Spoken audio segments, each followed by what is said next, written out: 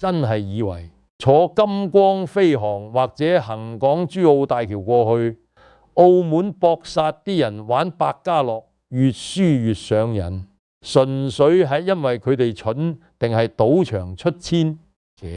我同你講，根本唔係。我呢個開咗大半世賭場嘅人見過嘅場面，你諗都諗唔到。賭場最驚嘅唔係你贏隻和，而係驚你知下面呢個秘密。喺我哋開賭場嘅人眼中，最致命嘅從來都唔係輸錢，而係你贏咗第一鋪。你聽落去可能覺得我癲贏錢仲驚，但呢個就係呢一行做咗幾十年先睇得透嘅真相。百家樂根本就係一場精準嘅心理戰。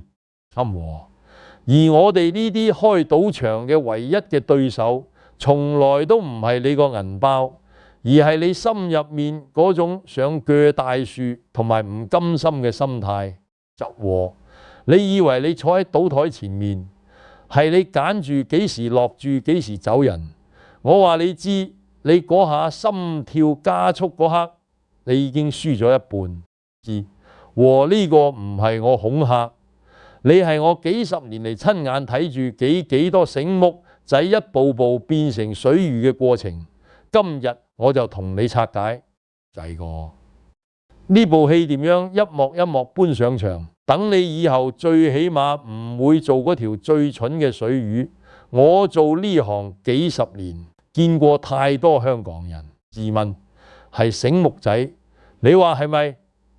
香港人本身就係一個講求效率同精明嘅地方長大，個個都覺得自己撳計數機快人一步，睇股市睇嗰個走勢就話自己識得部署。呢種自信本身喺商場上未必係壞事，但一坐落賭台就變成催命符嘅。我見過太多呢種例子，一個香港嚟嘅生意人帶住1萬蚊落場，開頭運氣好，贏咗2萬。你估佢個腦入面諗緊乜嘢？佢唔會諗自己走運，佢會諗我同出面嗰啲水魚唔同，我睇穿咗呢個局，我揾到套路。呢個就係心理學講嘅自我歸因偏差。錢嗰陣，人人都覺得係自己叻，係自己識睇路，係自己捉到規律。輸錢嗰陣就話自己唔夠運，唔關自己事。呢種心態喺賭場入面係我哋最曾意見到嘅。我幾十年嚟見過唔止一個身家過億嘅香港大老闆做生意精明到人哋都要叫佢一聲叻仔，但佢哋一去到賭彩，第一鋪贏咗幾萬蚊就即刻自封賭神。呢種贏咗一鋪就自封嘅心態，心理學我睇得多到已經可以背得出佢哋接落嚟嘅劇本。佢哋會由細注開始加碼，加到自己都唔記得原本嘅注碼係幾多，加到最後一鋪清袋都話唔定。我見過一個做地產嘅老闆喺我間場輸到要打電話返去香港叫秘書過數。你估佢係蠢嘅人？唔係，佢喺香港商場入面係出咗名嘅精明，識人口中嘅生意頭腦一流。但佢哋嗰種自信死咗佢哋自己。呢個就係贏錢嘅悖論。你贏得越早，你輸得越徹底，因為你嗰下贏錢唔係俾咗你信心，係俾咗你一個錯覺。你以為自己揾到必勝嘅方程式。呢種錯覺我見過最誇張嘅一次，係一個做金融出身嘅客人，自認識計數，識睇圖表。第一晚落場贏到成個人飄飄然，仲同台面其他客人講呢個遊戲根本冇秘密，睇準路就得。我企喺旁邊聽住冇出聲，因為我知道佢呢種話我聽咗幾十年，聽到耳都生繭。果然第二晚勁撈和，佢帶多咗1倍嘅錢返嚟，話要證明俾自己睇。結果嗰晚佢連本帶利全部留低喺我哋間場。講到呢度，拆解一下百家樂點樣玩。其實規則好簡單，一莊一閒，各自派2張牌鬥，邊個數大，夠8點9點嘅叫天牌，直接開牌；唔夠6點嘅就要補多張牌。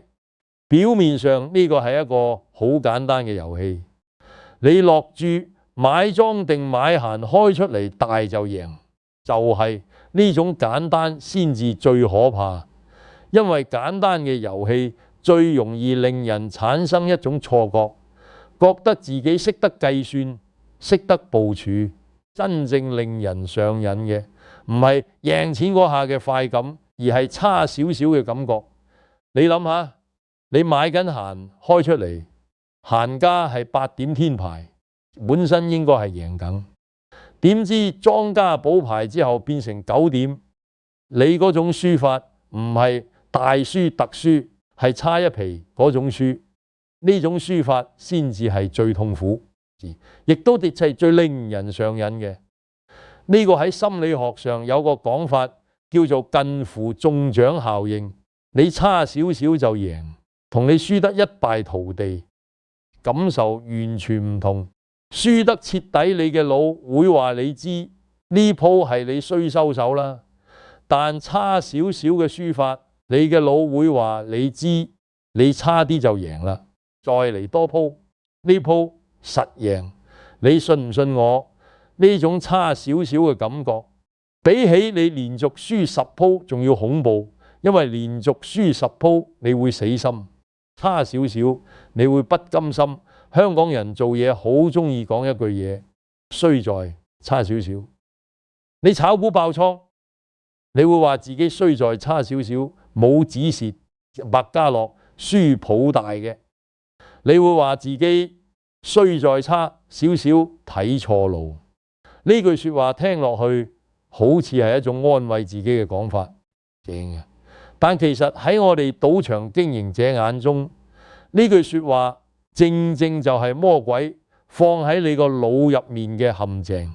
你越覺得差少少，你就越唔會放手，就越想追翻嗰鋪比你差少少輸咗嘅錢。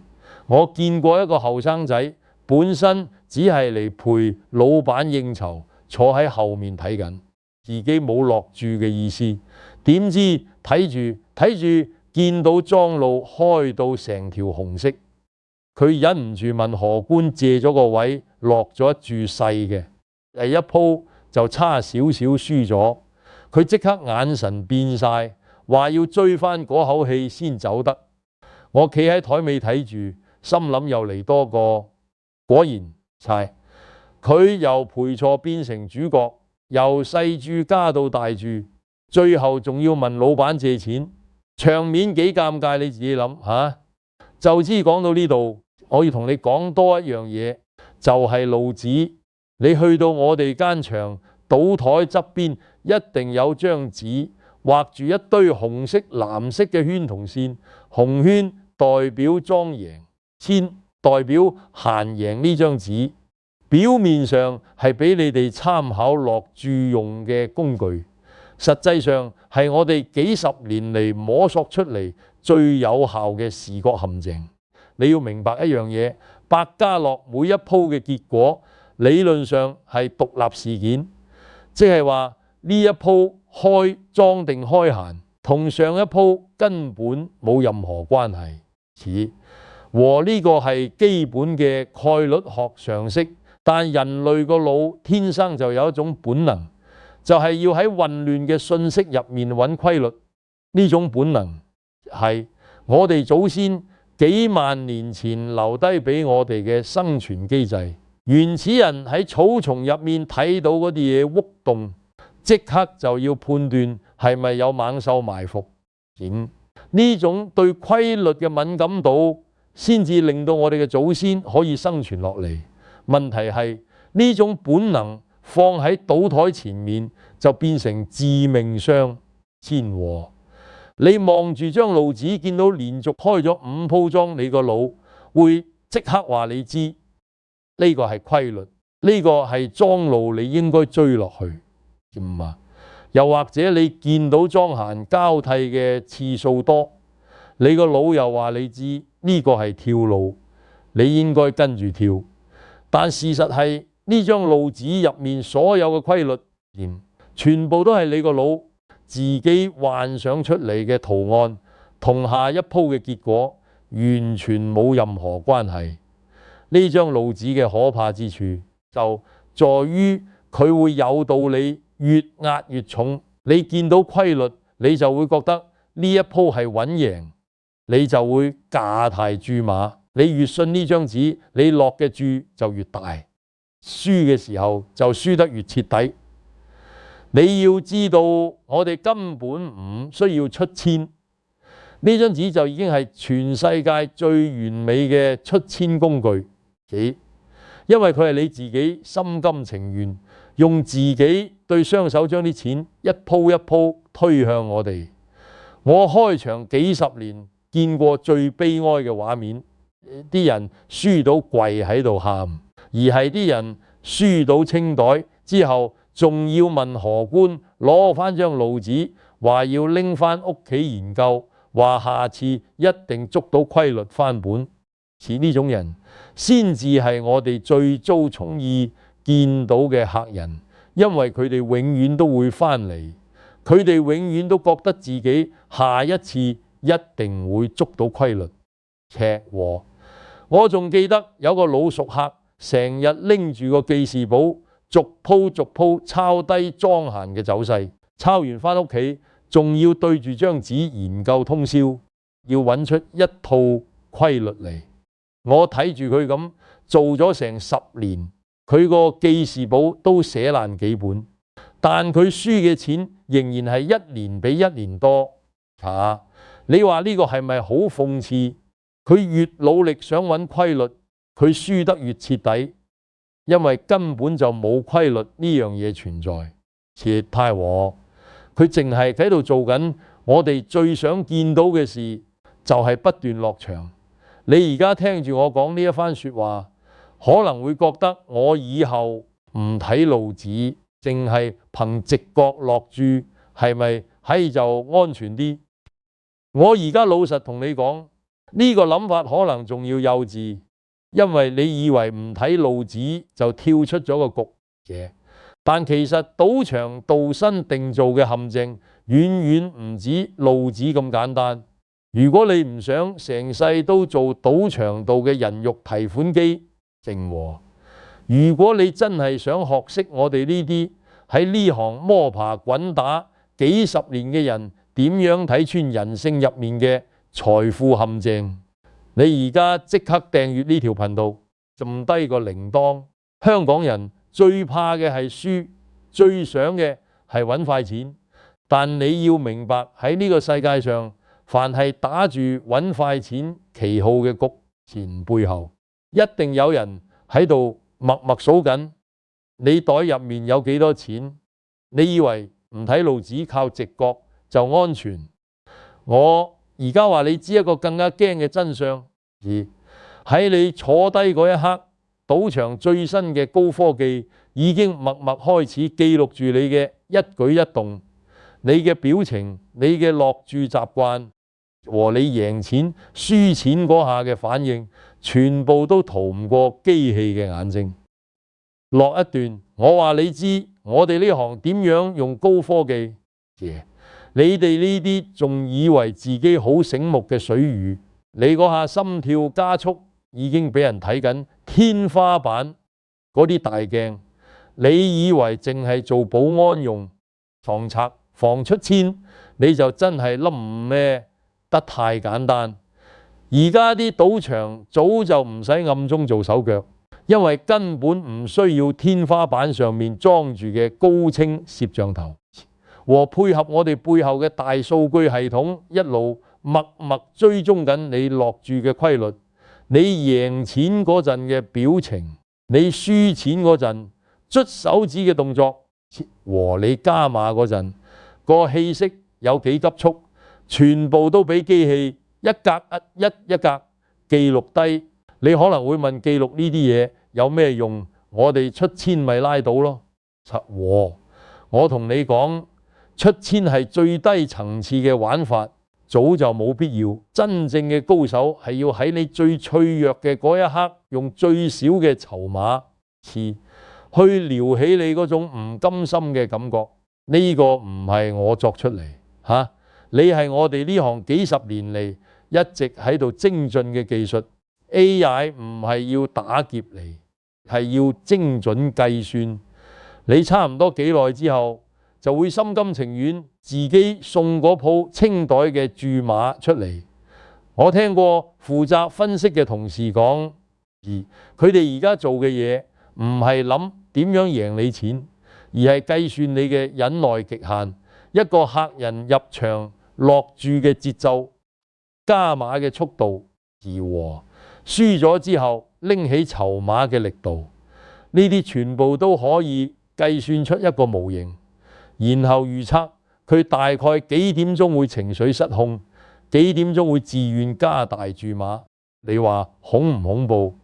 你自己都未必知道自己幾時會失控，但機器早就計到晒。講到呢度，同你講呢2年博彩業入面翻天覆地嘅變化，你聽完就會明白我哋成盤生意做緊乜嘢轉型。以前呢個行業係靠貴賓廳、靠疊碼仔嗰套借貸模式養住成個市場。當年幾個做中介出晒名嘅大人物，一個個都幾乎可以話係呼風喚雨，掌住幾百億嘅馬盤生意。但你有留意新聞就會知，呢幾年一個大型嘅博彩中介巨頭都因為官司同法律追究，紛紛落馬收檔。轉折點就係博彩信貸法生效之後，中介人再冇權私自借錢俾客仔博，成個貴賓廳模式即刻冇咗個心臟。跟住呢1-2年，你留意下新聞，成10幾間老牌嘅衛星賭場過渡期一過，全部正式停業關燈。以前你去到嗰啲金光閃閃嘅衛星場，而家有部分已經變咗死場，招牌熄咗，連保安都撤晒。呢啲變化唔係偶然，係成個時代嘅轉向。以前呢行業係靠少數土豪豪賭，靠中介借貸推大注碼。而家和靠中介同貴賓嘅舊時代玩法已經玩完。我哋而家最大嘅目標客群變咗係你哋呢啲普通人，我哋成日講嘅中場客。你唔使身家過億，你哋先至係而家我哋成盤生意真正要對付嘅對象。正正因為咁，你近排去賭場，一定見到台面多咗好多以前冇見過嘅玩法，尤其係邊注，呢啲叫做幸運6或者超級幸運7。玩法好簡單，3張牌加埋數到7點，你就贏足100倍。你落1000蚊一鋪贏10萬，聽落去係咪好熟悉？你去香港馬會買冷門馬，執住幾蚊，贏幾百倍，個原理一模一樣。呢種高倍率邊注就係我哋而家用嚟捕獵中場客嘅新式如意。因為普通人未必識玩心水，未必有幾萬蚊本金去坐正台，但1000蚊落個邊注博100倍，人人都負擔得起，人人都會諗前一搏。單車變摩托，呢種貪念先至係最容易操控嘅人性弱點。因為嗰個代價睇落好細，但嗰個誘惑大到你根本抵擋唔到。我見過一班後生仔，本身入場淨係想試下水落嘅，注細到得幾百蚊，但佢哋幾乎全部都轉咗去搏邊注，因為正台贏得慢，而邊注贏得快到有種實時滿足感。我睇住呢班後生仔落10次輸9次贏1次就大聲嗌，成場人都望埋去。你話呢種氣氛係咪好容易感染到隔離台嘅人都想試下？你以為你贏錢嗰下先至最快樂？我而家話你知一個真相，你嗰下多巴胺分泌嘅高峰根本唔係贏錢嗰一刻，而係喺第3張牌未開之前，你個腦已經開始瘋狂分泌，你落注落咗落去，和荷官慢慢揭牌嗰一秒，你成個人屏住呼吸，嗰種期待先至係全個過程入面最令你上癮嘅部分贏咗，和你嘅快感反而會急速回落，因為期待已經完成，所以你想繼續攞返嗰種快感，你就要不停落注，不停期待，正和呢個先至係整個賭博機制入面最病態，亦都係最核心嘅生意邏輯。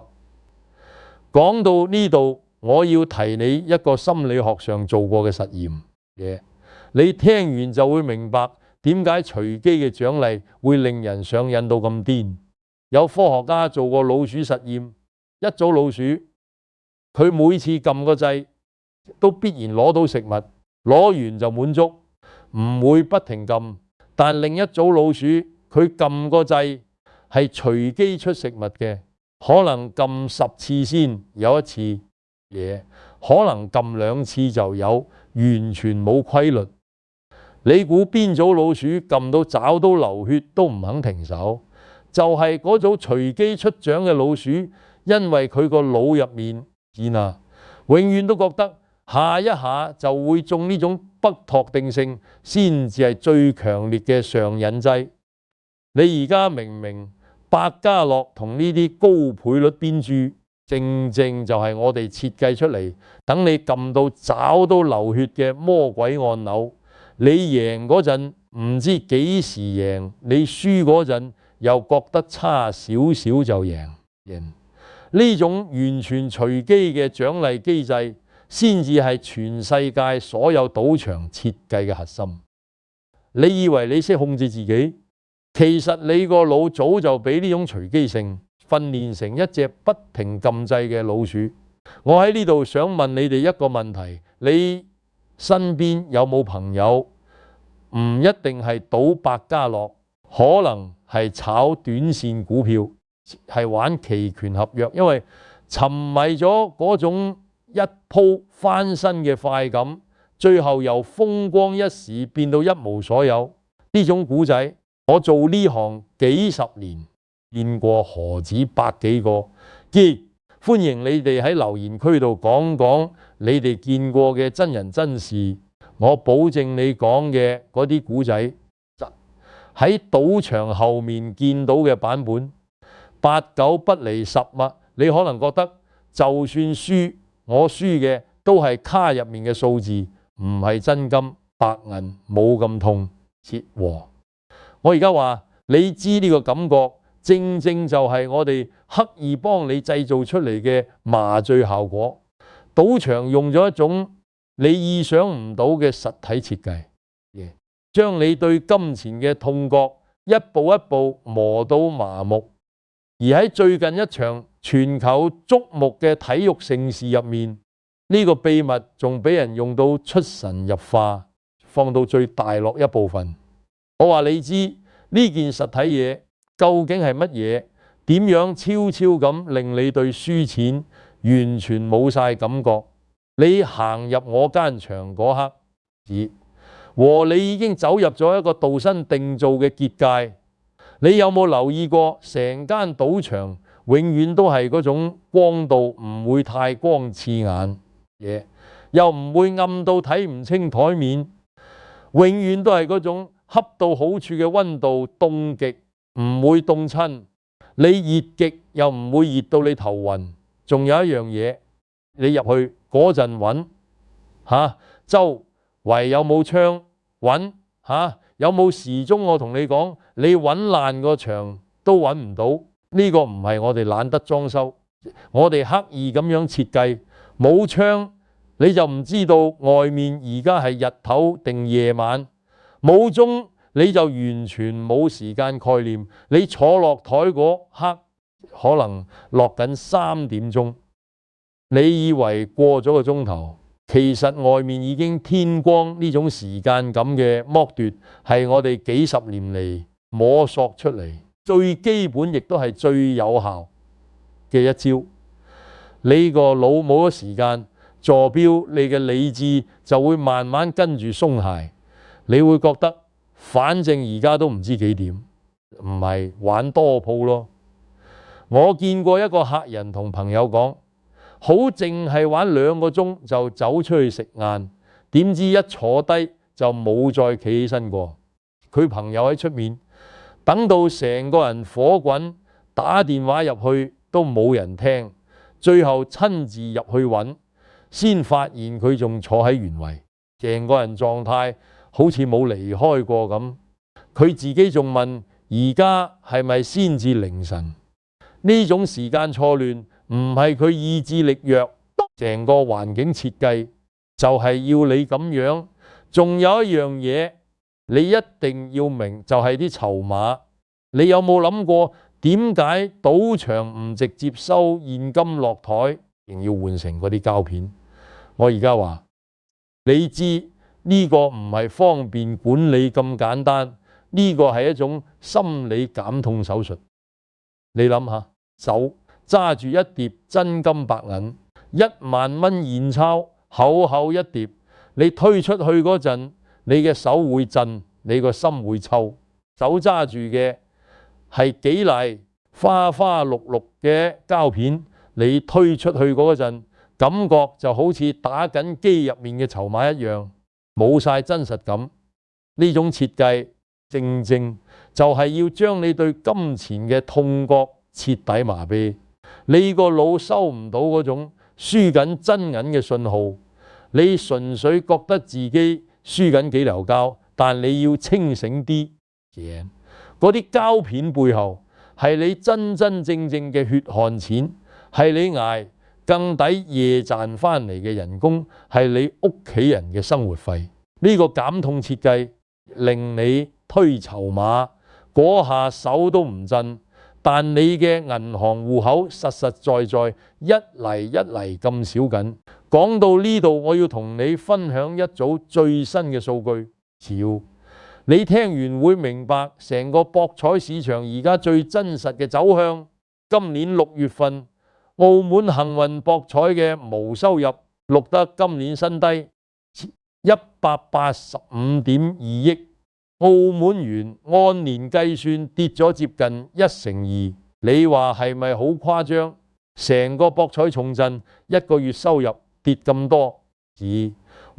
你估點解？就係因為嗰個月美加墨世界盃正式開鑼。你估大批中場客，尤其係我哋香港人，心係咪即刻飛咗去馬？會買波，飛咗去睇波，賭波，成個注意力、成份心機、成筆本金，全部俾世界盃分流咗。你有留意就會知，香港人平時去馬會買波都好癲，一到世界盃呢種盛事，個個都成日捧住手機睇賠率，仲邊有時間坐喺賭台度慢慢搏？呢個數據其實揭示咗一個最核心嘅真相：賭博呢家嘢本質上唔係關乎你有幾多錢，係關乎一場專注力同多巴胺嘅爭奪戰。你個腦一日到黑都想揾嘢刺激自己嘅多巴胺分泌。你去賭場搏殺係咁做嘅，你睇波落注係咁做，你炒股炒到通宵達旦都係咁做。當你有其他地方可以滿足呢種刺激感，你自然就唔會成日諗住入場。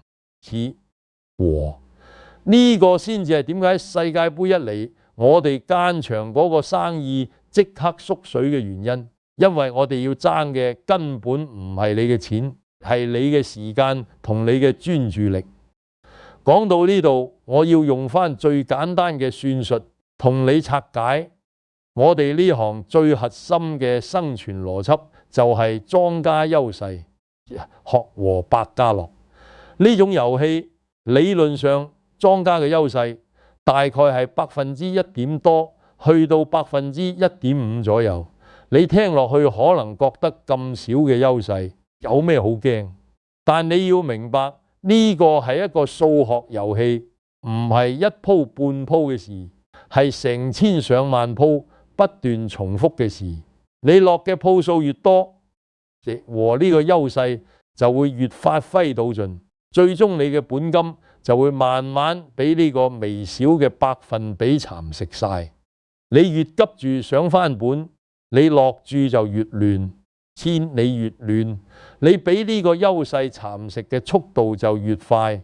呢個唔係倒霉，唔係唔夠運，係最基本嘅數學規律，係任何人都逃唔出嘅鐵律。而家要痛斥一樣嘢，就係網上面成日流傳嗰啲所謂必勝公式，最出名嗰種叫做倍頭法，即係你輸咗就加倍落注，贏翻一鋪就等於補翻之前嗰啲蝕嘅。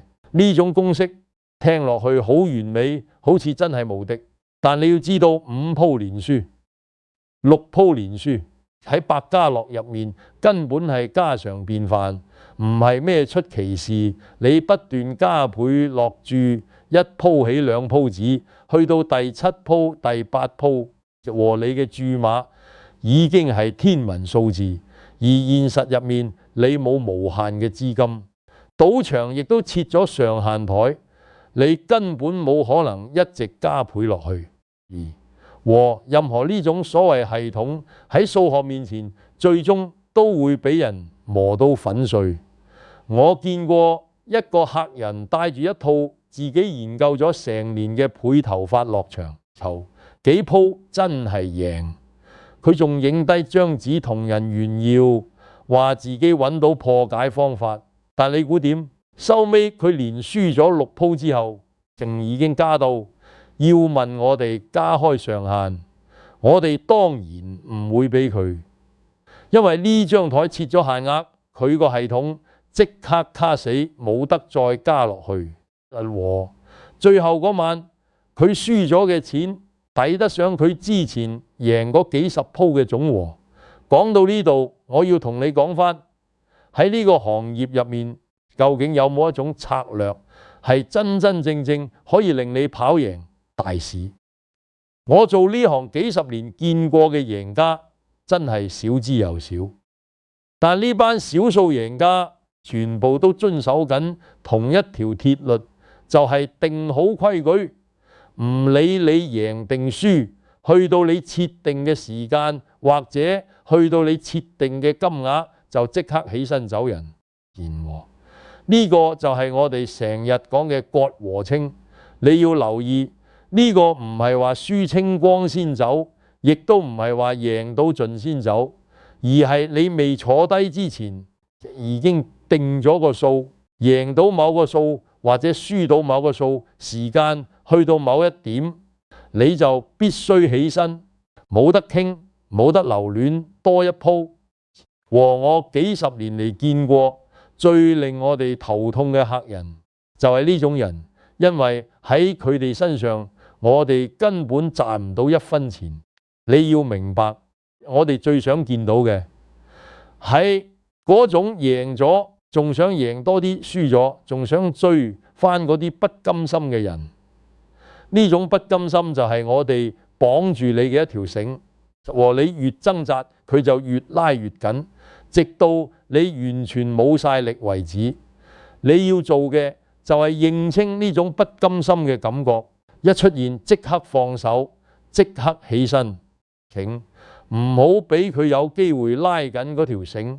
我做呢行幾十年，見過最有智慧嘅一句話，就係唔賭就係贏。你唔使贏一鋪半鋪，只要唔坐落嗰張台，你已經係全場最大嘅贏家。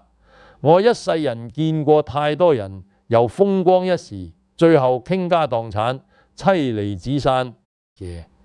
如果你想避開呢種人性陷阱，想學識用資本家嘅思維去保護你自己嘅財富，你而家即刻撳個讚，訂閱返我呢條頻道。仲有，我想你將呢條片轉發俾你最關心嘅人，或者仲沉迷緊賭博或者盲目投機投資嘅朋友。你隨手嗰一個轉發動作，隨時就係救返一個人一命。我哋下次再同你分享更加震撼嘅行內內幕。